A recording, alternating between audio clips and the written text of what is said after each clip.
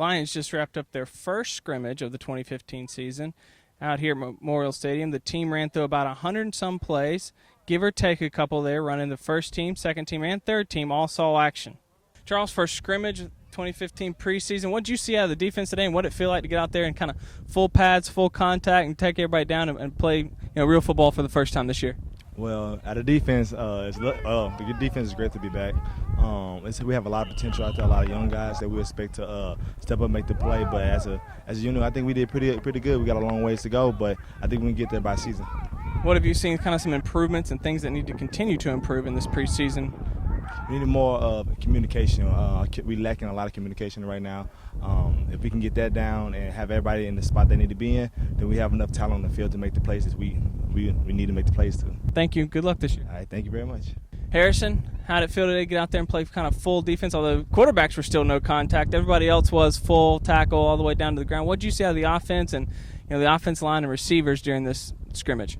There's a lot of things that we were able to do right. In practice, we emphasized just getting better, and that's something I feel like we did today. As an offense, we had a couple procedural things that we need to get better at, but other than that, I feel like we were able to take the next step to get us to where we want to be at. One thing of note, there were no turnovers by the offense in the scrimmage today. What are some other things that you need to see more improved on as we continue through camp and really up to that September 3rd date?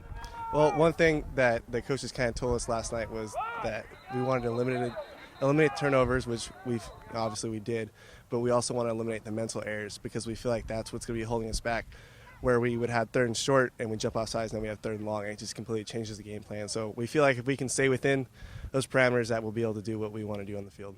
Thanks for your time. Thank you. Coach, a lot of good things today. No turnovers on the offense. Defense looked good, came up with a bunch of stops and a lot of tip passes, knocking plays down and flying to the football. What were some of the other positives that you can take away from the first scrimmage?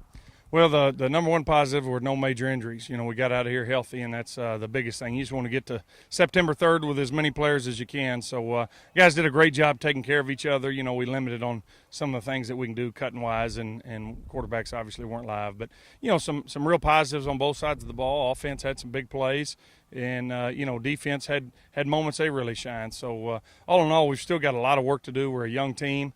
But there's definitely a chance to put a good team on the field this fall. Can you expand on some of that? A lot of work to do here before that September 3rd date against Adams State?